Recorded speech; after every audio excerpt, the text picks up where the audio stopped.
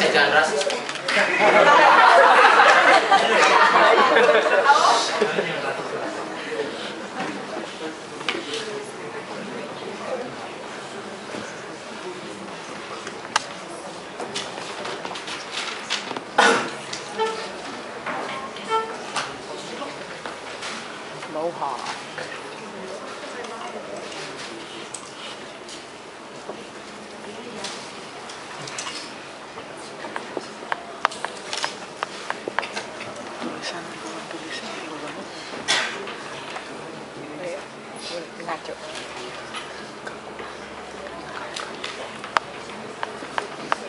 Funny stance about irrationality, because you're going to ban culture, but you're not going to ban religion, ladies and gentlemen. Because hey, both are, irrational, ladies and gentlemen. And when they talk about, organ donation because it creates betterment of life towards others, we say that this also creates betterment towards others. When they say when you eat the flesh of your nenek moyang, ladies and gentlemen, that it gives you power to rule, ladies and gentlemen, we say that that also benefits your life, ladies and gentlemen. When they see, when you can eat and you can actually, create a better sense of leadership, that also creates a definition of betterment, ladies and gentlemen. They never justify why betterment is only through physical forms, ladies and gentlemen. Why betterment is not okay, ladies and gentlemen, because this is the basic premise of Team BIPEDS here, because they're talking about rationality and irrationality, but yet have stance coming again, because you're allowing something irrational, but then you're also banning others. Then you're talking about something worthy, ladies and gentlemen. We say that this is something that's not explicit coming from the negative bench.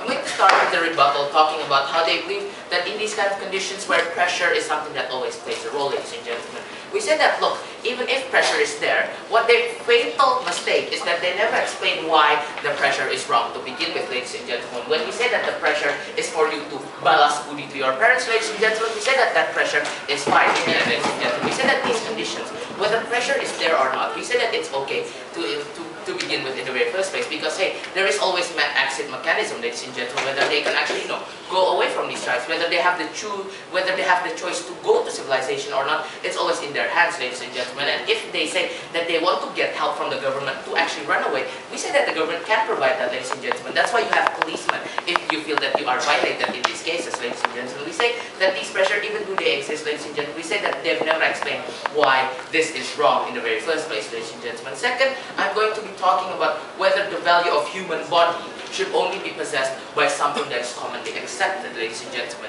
Before that, yes, defend yourself. Pressure is which means that they will do it by force, and so you say that forcing is alright, and it goes, then they have to move somewhere else. Now you need to explain, first of all, why that forcing is always bad, ladies and gentlemen. If you say that you accept the force, ladies and gentlemen, we say it's fine. That's also the same case where your parents forces you to have certain religion in the end, but you can actually get away from that. You can actually choose when you can consent to it, ladies and gentlemen. We say that when they have conceived the time where they believe that it's not okay, they can always go to another place where they see it's not okay. But yes, continuing the rebuttal, first of all, about the value of human body, ladies and gentlemen, that they value the human body is only through burial, ladies and gentlemen. We say that this is a very implicit idea of what respect should mean, ladies and gentlemen, because of course, the very basic idea why you want to do this in the very first place is because something that they believe is commonly accepted, thus it is something that we should uphold respectfully, ladies and gentlemen, without really explaining why it's not okay. First of all, we do have what we call minority rights in the society, ladies and gentlemen. This is also the case in the same thing, where people choose to have different ways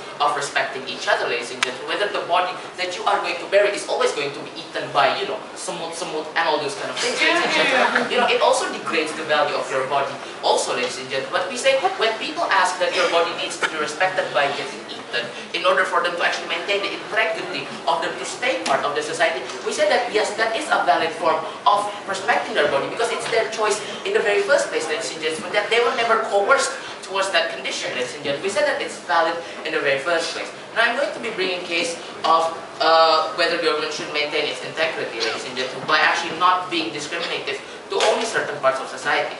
Let's begin. What we need to understand here, that government basically in the society is there to regulate and control what is considered okay and not, ladies and gentlemen. Government is never really there to become a moral judge, right? That's why government never determines what type of religion that you should owe. That's why government never makes religion obligation in the very first place, because it's your right, ladies and gentlemen, whether you decide to have one or not, ladies and gentlemen. But what needs to be understood here, that in these cases, in the cases of irrationality, the only time when government can only guarantee that these rights cannot be conducted when it's actually being conducted forcefully, ladies and gentlemen, towards them, where it actually starts to coerce other people's right in the very first place. When we say that people have bad perception towards certain things, ladies and gentlemen, where these perceptions are, simply not fine, we say that the government cannot ban those kind of ideas. Now what they're trying to do here, because the government is being pushed by the society in order to get conformity, thus we should also ban this kind of condition. We say that that is wrong, ladies and gentlemen. The only thing that government should ban, when something is actively promoting bad sense, when we ban hate speeches, ladies and gentlemen, it actually, violates the correlation of rights itself, because we're actively promoting a bad condition in the society.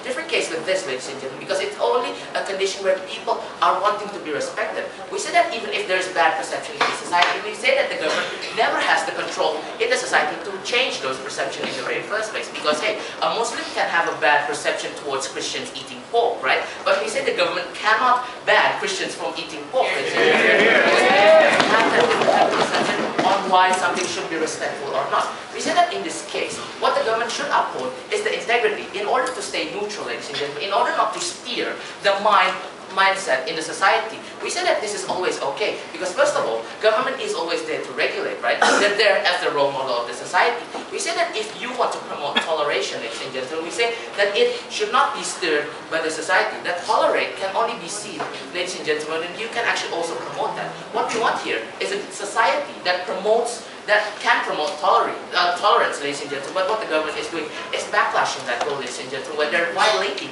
other rights in the society. And we say that this is wrong because it's systematically putting a condition where you're institutionalizing, where people have a certain mindset towards bad culture, ladies and gentlemen. And we say that this is wrong because no culture in the very first place is always considered wrong, where they always stated that it should change time to time, ladies and gentlemen. We say that no, that inherently not always the case, ladies and gentlemen. Just because something is commonly accepted, thus that means that other minority rights should not exist. We say that that's shameful, ladies and gentlemen. But moreover, what we need to understand here, that as a government, what you need to judge is based on your merit idea, ladies and gentlemen, where you're actually based on how you become good or bad citizen in the very first place, right? We say that whether you eat pork, whether you eat humans, whether you choose to transfer your organs, this does not, change the idea of your merit in the society, ladies and gentlemen. We say that your merit is based on something how you contribute to the society. And we say that this is also a form of contribution to the society because, hey, they're upholding their culture, right? They're maintaining their culture from becoming crumbled. What we see in their case is they're systematically crumbling the